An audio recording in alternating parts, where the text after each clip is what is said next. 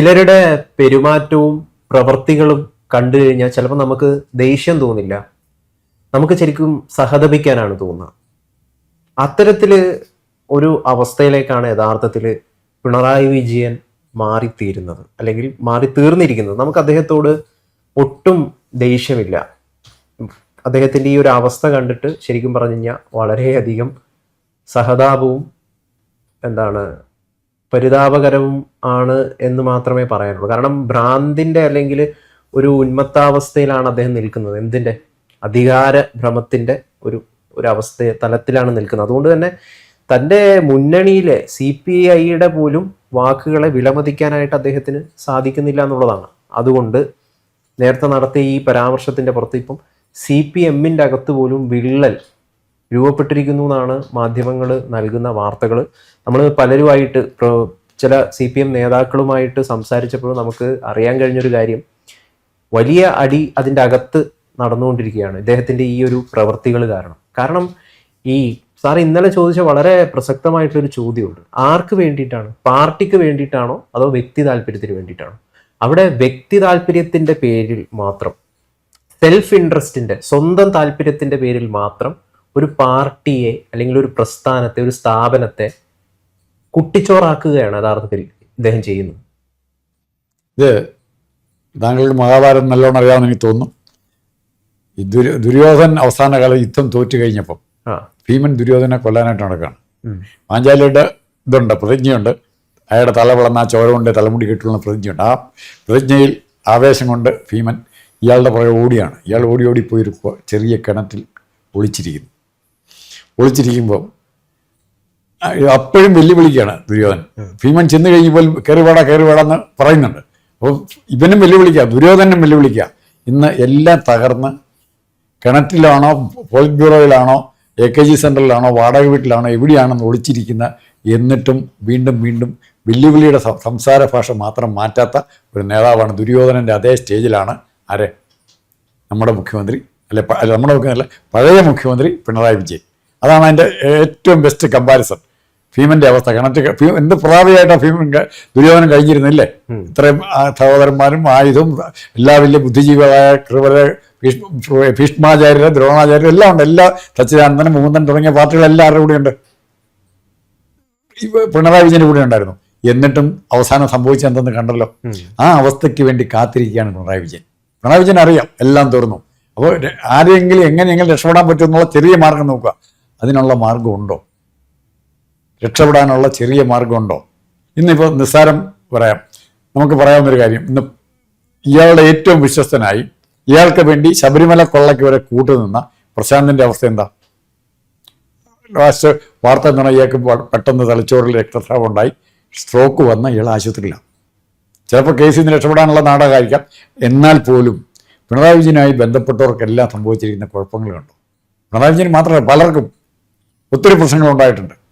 അപ്പം ഇത് പിണറായി വിജയൻ എത്ര നാൾ മുമ്പോട്ട് പോയി എന്നുള്ളതല്ല, ഇന്നലെ വരെ പിണറായി വിജയൻ നമ്മൾ താരതമ്യപ്പെടുന്ന ഇന്നലെ വരെ എന്തായിരുന്നു പിണറായി വിജയൻ? കഴിഞ്ഞ 100 ദിവസം മുമ്പ് വരെ പിണറായി വിജയൻ എന്ന് പറഞ്ഞാൽ കേരളത്തിലെ എല്ലാവരും മുട്ടിടിക്കുമായിരുന്നു. പക്ഷെ ഇന്ന് പിണറായി വിജയൻ ആരെങ്കിലും പുറത്തുനിന്ന് വരുന്നുണ്ടെങ്കിൽ, ക്ലിഫ് ഹൗസിലേക്കല്ല അയാളെ വാടക വീട്ടിലേക്ക് ചെല്ലുന്നുണ്ടെങ്കിൽ, പ്രതിപക്ഷ വീട്ടിലേക്ക് ചെല്ലുന്നുണ്ടെങ്കിൽ അയാൾ 10 പ്രാവശ്യം പരിശോധിക്കും. ആരാ വന്നിരിക്കുന്ന ശത്രുവോ മിത്രമോ എന്ന് ഇയാൾക്ക് തിരിച്ചറിയാൻ പറ്റില്ല. ഇയാൾക്ക് പറയാൻ പറ്റുമോ ശത്രു ആരെന്ന്? MAV ആണോ ശത്രു? ഗോവിന്ദനാണോ? ഗോവിന്ദൻ ചിലപ്പോഴത്തെ ഗോവിന്ദന്റെ സംസാരം കേട്ട ഏറ്റവും വലിയ ശത്രുവാന്ന് തോന്നും. MAV ആണോ? ആരോടും വലിയ ശത്രുത കാണിക്കാത്ത ബിനോയ് വിശ്വം പോലും ഇയാളെ പറ്റി മോശമായിട്ട് പറയേണ്ടി വന്നു. അത്രയും പക്വമായിട്ട് സംസാരിക്കുന്ന വേറെ ആളെ താനാണ് പാർട്ടി എന്ന് സ്വയം ധരിക്കുകയാണ്. സ്റ്റേറ്റ്. ഇപ്പോൾ നമ്മൾ കോൺഗ്രസിലേക്ക് നോക്കുകയാണെങ്കിൽ ചെറുപ്പക്കാരായിട്ടുള്ള നിരവധി ആളുകൾ ഇപ്പം തന്നെ അതിലുണ്ട്. ഇപ്പോൾ OK ജനീഷ്, അല്ലെങ്കിൽ റോജി M ജോൺ, ഷാഫി പറമ്പിൽ, രാഹുൽ മാങ്കൂട്ടത്തിൽ തീർച്ചയായിട്ടും രംഗപ്രവേശനം ചെയ്യും. അല്ല അങ്ങനെയുള്ള VT ബലറാം, എത്ര ആളുകളുണ്ട്. ഇപ്പുറത്തൊന്ന് നോക്കിയേ, ഒരു പിണറായി വിജയൻ അല്ലാതെ വേറെ നല്ല മരുന്നിന് കൊള്ളാകുന്ന ഒരാളെ പോലും, പിന്നെ സ്വരാജായിരിക്കും, പിന്നെ പോട്ടെ, ആളെ നമുക്ക് കാണിച്ചു തരാൻ പറ്റില്ല. ആരാണ് ഈ അവസ്ഥ ക്രിയേറ്റ് ചെയ്തത്? അതായത് തനിക്ക് മുകളിലേക്ക് ഒരാൾ വരുന്നു എന്ന് പറയുമ്പോൾ പിണറായിയുടെ ഉള്ളിൽ ഒരു വല്ലാത്ത രീതിയിലുള്ള ഭ്രമം, അതായത് ഭയത്തിന്റെ അല്ലെങ്കിൽ മറ്റൊരു രീതിയിലുള്ള ഭ്രമം രൂപം കൊള്ളും. ആ ഉരുണ്ടുകൂടുന്നതിന്റെ പുറത്താണ് സാറേ അദ്ദേഹം പല രീതിയിലുള്ള ഇങ്ങനെയൊക്കെ കൈയൊക്കെ പൊക്കിച്ചിട്ട് ഈ കൈ ശുദ്ധമാണ്. ഇത് ഈ ഉള്ളിൽ നിന്ന് രൂപപ്പെടുന്ന ഈ ഭയം ഉണ്ടല്ലോ, ഭ്രമം ഉണ്ടല്ലോ, ഇതിന്റെ പുറത്തു നിന്നാണ് ഈ സാധനം വരുന്നത്. അല്ല, ആ ഭയം രൂപപ്പെടുന്നത് തനിക്ക് താൻ നേടിയതെല്ലാം നഷ്ടപ്പെടുന്നു എന്നുള്ളതാണല്ലോ. താൻ വളരെ കഷ്ടപ്പെട്ട് എല്ലാവരെയും പറ്റിച്ച് കളിപ്പിച്ച്, പാർട്ടിക്കാരെ പറ്റിച്ചു, നാട്ടുകാരെ പറ്റിച്ചു, പത്രക്കാരെ പറ്റിച്ചു, സിനിമാടികളെ പറ്റിച്ചു, എല്ലാവരെയും പറ്റിച്ച് നേടിയ സമ്പത്തും പറ്റിപ്പാണ് മെയിൻ. ആ പറ്റിച്ച് നേടിയതെല്ലാം വഞ്ചിച്ച് നേടിയതെല്ലാം നഷ്ടപ്പെടാൻ പോകുന്നു എന്നൊരു ഭയം ഒരു വശത്ത്. താൻ ഏതെങ്കിലും തരത്തിൽ രക്ഷപ്പെടുത്താൻ ഉദ്ദേശിച്ച വീണ വിജയന്റെ ഇതും മറുവശത്ത്. അപ്പോൾ അതുപോലെ തന്നെ താൻ വളർത്തിക്കൊണ്ടുവന്ന് നാളത്തെ ഭാവി മുഖ്യമന്ത്രിയായിട്ട് പിണറായി വിജയൻ ഇരുന്ന കസേരയിൽ ഈ ലോക കേരള സഭയൊക്കെ നടത്തിയ ബസ്സിലൊക്കെ പോകുന്ന റിയാസിനെ സ്വപ്നം കണ്ടിരുന്നു. ഇത്ര വണ്ടികളുടെ, പോലീസ് വണ്ടികളുടെ അകമ്പൊഴിയുടെ പോകുന്ന റിയാസ്. അതും പറ്റിയില്ലെന്ന് ഇയാൾക്ക് തോന്നലുണ്ടായി. ആ തകർച്ച, ആ മാനസിക തകർച്ചയാണ് പിണറായി വിജയന് എന്താ ചെയ്യേണ്ടത് എന്ന് അറിയത്തില്ല. അതാണ് പിണറായി വിജയന്റെ പ്രശ്നം. ആ പ്രശ്നത്തിൽ നിന്നും പിണറായി വിജയനെ രക്ഷപ്പെടുത്തണമെങ്കിൽ പാർട്ടി വേണം. പാർട്ടി അതിലും ദുർബലയാണ്. പാർട്ടിയെ മൊത്തത്തിൽ ഹൈജാക്ക് അല്ല, പാർട്ടി അങ്ങനെ ചെയ്തില്ല. ഈ അവസ്ഥയിൽ എത്തിച്ചേരാ പാർട്ടിയെ. ഈ അവസ്ഥയെ പാർട്ടി എത്തിച്ചേരാ. കാര്യം പാർട്ടിക്കാരന്ന് തന്നെ ചോദ്യം ചെയ്യേണ്ടതായിരുന്നു. ഇപ്പൊ ഓരോരുത്തർ പറയുന്നുണ്ട്. ഇപ്പൊ ആകെ ജസ്റ്റിഫൈ ചെയ്യാനായിട്ട് ഒരൊറ്റയാൾ ഈ പ്രസ്ഥാനത്തിൽ നിന്ന് വന്നോ? പിണറായി വിജയൻ ഇത്രയും ആരോപണങ്ങൾ നേരിടുമ്പോൾ, ഇത്രയും മാനസിക ബുദ്ധിമുട്ട് സഹിക്കുമ്പോൾ, എൻ്റെ പൊന്നു ചേട്ടാ പോട്ടെ, സാരമില്ല, എൻ്റെ പൊന്നു സഖാവെ നമുക്ക് പിടിച്ചെടുക്കാം എന്ന് പറയാൻ പറ്റുന്ന ഒറ്റയാളുണ്ടോ? PPD യോഗം ചെയ്യുന്നില്ല. ഏറ്റവും സംസാരിച്ച ആ കൊല്ലം പിടിക്കുക PPD യഥാർത്ഥ പദം ആത്മഹത്യ ചെയ്യാൻ ആരെയും പ്രേരിപ്പിക്കും. ആ PPD സതീശനെ പറ്റി അല്ലെങ്കിൽ പറഞ്ഞാൽ പോരെ. നമ്മുടെ ജനങ്ങൾ ഏറ്റവും കൂടുതൽ ഞാൻ മനസ്സിലാക്കുന്നത് മുഖ്യമന്ത്രിക്കൊപ്പം തന്നെ ബഹുമാനിക്കേണ്ട അല്ലെങ്കിൽ വളരെയധികം വിശ്വാസം അർപ്പിക്കേണ്ട ഒരു സ്ഥാനമാണ് പ്രതിപക്ഷ സ്ഥാനം, അല്ലെങ്കിൽ പ്രതിപക്ഷ മന്ത്രിക്ക് കൊടുക്കേണ്ട ഒരു ബഹുമാനം എന്ന് പറയുന്നത്.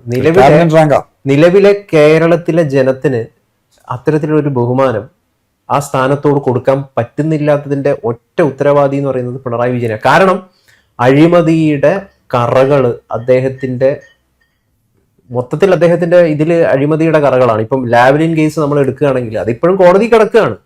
അതിലൊരു ഇതൊരു സുപ്രീം കോടതി കിടക്കുകയാണ്. കേസ് ഇങ്ങനെ എത്രയോ തവണ 1000 തവണയായിട്ട് മാറ്റിവെച്ചു എന്നാണ് അറിയാൻ കഴിയുന്നത്. ഇങ്ങനെ മാറ്റിവെച്ചുകൊണ്ടിരിക്കുകയാണ്. ഇപ്പം പിന്നെ ഈ എക്സാലോജിക്കിന്റെ ആയിക്കോട്ടെ, കരിമണലിന്റെ ആയിക്കോട്ടെ. അപ്പൊ ഇങ്ങനെ അഴിമതിയിൽ പുരണ്ടിരിക്കുന്ന ഒരു നേതാവിനെ എങ്ങനെയാണ് ജനത്തിന് പ്രതിപക്ഷ നേതാവായിട്ട് കാണാൻ പറ്റുക? അല്ല, അതുകൊണ്ട് അദ്ദേഹം ഉത്തരവാദിത്തപ്പെട്ട ഈ പാർട്ടിയെ രക്ഷിക്കണമെന്ന് ആഗ്രഹമുള്ള ഈ CPM എന്ന് പറയുന്ന പ്രസ്ഥാനം കാലങ്ങളോളം ഇവിടെ നിലനിൽക്കണമെന്ന് ആഗ്രഹിക്കുന്ന ഒരു നേതാവാണെങ്കിൽ അദ്ദേഹം ആദ്യം ചെയ്യുക എന്ന് പറയുന്നത് ആ സ്ഥാനത്ത് നിന്ന് സ്വമേധയാൽ രാജി വെക്കുകയും താൻ പറയുന്ന ഒരാളെ, നല്ലൊരാളെ ആ നേതൃത്വത്തിലേക്ക് കൊണ്ടുവരികയാണ് ചെയ്യുക. ഇത് ഇദ്ദേഹം ചെയ്യുന്നില്ല എന്ന് പറയുന്നതാണ് ഏറ്റവും വലിയ ഉപദ്രവം എന്ന് പറയുന്നത്. അത് ആരോടാണ് ഉപദ്രവം? അത് സ്വന്തം സഖാക്കളോട് തന്നെ, അല്ലെങ്കിൽ ആ പാർട്ടിയോട് തന്നെയാണ് ഈ ഉപദ്രവം ചെയ്യുന്നത്. എന്തിനാണ് അദ്ദേഹം ഈ ഉപദ്രവം ചെയ്യുന്നത്? അതുകൊണ്ടാണ് ജനം ചോദിക്കുന്നത്. താങ്കൾ കൊടുക്കുവോ പിണറായി വിജയന് മാസം തോറും ഇത്ര രൂപ പ്രതിപക്ഷ നേതാവായിട്ട് അലവൻസ് കിട്ടുന്ന കൊടുക്കുവോ? ഇപ്പോഴും പ്രതിപക്ഷ നേതാവെന്നുള്ളത് പലതിനും ഉടക്കം വയ്ക്കാൻ പറ്റും. അതിൻ്റെ പേരിൽ കാശ് മേടിക്കും. പിന്നെ ഈ സമയം കൊണ്ടെല്ലാം സെക്രട്ടേറിയറ്റിലൊക്കെ കയറി ഇറങ്ങി നടന്ന് പല ഫയലുകളും മാറ്റേണ്ടി വരും. അല്ലെ ഷോർട്ട് സർക്യൂട്ടിന് കത്തിച്ച് കളയേണ്ടി വരും. അതൊക്കെ ഇപ്പോൾ ഈ പ്രതിപക്ഷ നേതാവിനൊരു പവറുണ്ട്, എക്സ്കോർട്ടുണ്ട്, പോലീസുണ്ട്. ആരും അല്ലെ വഴിയെ പോകുന്നവരെല്ലാം എടുത്തെറിയുക, കല്ലെടുത്തെറിയും. അതായിരിക്കും വരാൻ പോകുന്നത്. ആ അവസ്ഥ ഇന്ന് എങ്ങനെയെങ്കിലും രക്ഷപ്പെടണം. അതിനൊരു ഹോണറബിൾ എക്സിറ്റ്, മാന്യമായി ഈ സ്ഥാനത്ത് നിന്ന് പുറത്തു പോകാൻ ഒരവസരം നോക്കിയിരിക്കാൻ പിണറായി വിജയൻ. അത് അധികം താമസിയാതെ ഉണ്ടാവും. അല്ല, അധികം താമസിയാതെ ഇത് ഉണ്ടാവുമോ? ഉണ്ടാകാതെ പാർട്ടിക്ക് എല്ലാവരും പാർട്ടി ഇല്ലെന്ന് വിചാരിച്ചാൽ മതി. കോൺഗ്രസിന്റെ പ്രതിപക്ഷ സ്ഥാനം ഏകകക്ഷി ഭരണമാകും കോൺഗ്രസിന്റെ. അല്ല, പ്രതിപക്ഷ സ്ഥാനം രാജിവെക്കുന്നതാണോ പറയുന്നത്? രാജിവെക്കേണ്ടി വരും. രാജിവെപ്പിക്കാൻ പാർട്ടി രാജിവെപ്പിക്കും. അത് പാർട്ടിയുടെ പോളിറ്റ് ബ്യൂറോയ്ക്ക്, MAB ഉൾപ്പെട്ട പോളിറ്റ് ബ്യൂറോയ്ക്ക് ഇപ്പൊ പിണറായി വിജയൻ പറയുന്നത് പരസ്യമായിട്ട് ആവശ്യമില്ല. ഗോവിന്ദനും ബേബിയൊക്കെ രാജിവെപ്പിക്കണം എന്ന് പറയുമ്പോൾ പിണറായി പറയുന്നത്, ഗോവിന്ദ ബേബി എനിക്ക് മറ്റേ കാര്യം അറിയാം. അതൊക്കെ ശരി. അല്ല, എനിക്ക് മറ്റേ കാര്യം അറിയാം, ഞാൻ അതങ്ങ് റിലീസ് ചെയ്യും. അല്ല, ഇത് പറഞ്ഞിട്ടാ ഭയപ്പെടുത്തുന്നേ. അല്ല, ഇത് പറഞ്ഞ് ഭയപ്പെടുത്തുമ്പോ എന്ത് ചെയ്യാൻ പറ്റും? അപ്പൊ പിണറായി വിജയന് നഷ്ടം ഉണ്ടാകാൻ പോകുന്ന, സാമ്പത്തിക നഷ്ടം കൂടുതൽ ഉണ്ടാകാൻ പോകുന്ന പിണറായിക്കാണ്. ഉള്ളവനെ കയ്യിൽ കനം ഉണ്ടായവരെ അയാൾക്ക് ഏറ്റവും കൂടുതൽ പേടി അയക്കാണ്. കനമില്ലാത്തവന് പേടിയില്ലെന്ന് അയാൾ പറഞ്ഞു നടന്ന കാര്യമുണ്ടോ? ഏറ്റവും കൂടുതൽ ഭയപ്പെട്ടിട്ടാണ് അയാൾ ഓരോ റിയാക്ഷനും, ഓരോ റെസ്പോൺസും, ഓരോ പത്രക്കാരെ ചോദ്യം ചെയ്യാൻ സമ്മതിക്കാത്ത തന്നെ. പത്രക്കാർക്ക് നല്ല രീതിയിൽ ചോദ്യങ്ങൾ ചോദിക്കാൻ അവസരമില്ല, നിർത്തിക്കോ എന്ന് പറഞ്ഞിട്ട് പോകുന്ന എന്തുകൊണ്ട് പിണറായി വിജയൻ ചെയ്യുന്നു? അപ്പോൾ ചോദ്യങ്ങളെ ഫേസ് ചെയ്യാൻ പിണറായി വിജയൻ അവിടെ പോലും ഭീരുവാണ്. വടിവാളമൊന്നും അല്ല, വെറും ചോദ്യങ്ങളുടെ മുമ്പിൽ പോലും നിൽക്കാൻ മടി കാണിക്കുന്ന ഭീരുവായ പിണറായി വിജയന് വേറെ മാർഗമില്ല. അല്ലെങ്കിൽ കയ്യെ പിടിച്ച് ഇറക്കി എന്ന് കേൾക്കുന്നതിന് പകരം സ്വയം ആരോഗ്യപരമായ പല കാരണങ്ങളുണ്ടാക്കാമല്ലോ, ആരോഗ്യപരമായ കാരണങ്ങൾ, അല്ലെ തൽക്കാലത്തേക്ക് ട്രീറ്റ്മെൻറ്റിൻ്റെ പോകുന്നു, അമേരിക്കയിൽ പോകുന്നു എന്നൊക്കെ പറഞ്ഞ് തൽക്കാലത്തേക്ക് മാറി എന്നിട്ട് സ്ഥിരമായി മാറും. എന്തായാലും ശ്രീ ബഹുമാന്യനായിട്ടുള്ള പിണറായി വിജയന്റെ പ്രതിപക്ഷ നേതാവിന്റെ ഈ ഷോ ഇത് കാണുമ്പോൾ യഥാർത്ഥത്തിൽ ആളുകൾക്ക് സഹതപിക്കാനും അതേസമയം അവർക്ക് പൊട്ടിച്ചിരിക്കാനും മാത്രമല്ല കാർക്കിച്ച് തുപ്പുകയും ഒരു വല്ലാത്ത ഒരു നടക്കട്ടെ എന്നാണ് പറയാനുള്ളത്. ശരിക്കും പറഞ്ഞു രക്ഷാപ്രവർത്തനം നടത്തി പിണറായി വിജയന് വേണ്ടി പാർട്ടിയെ തകർക്കട്ടെ,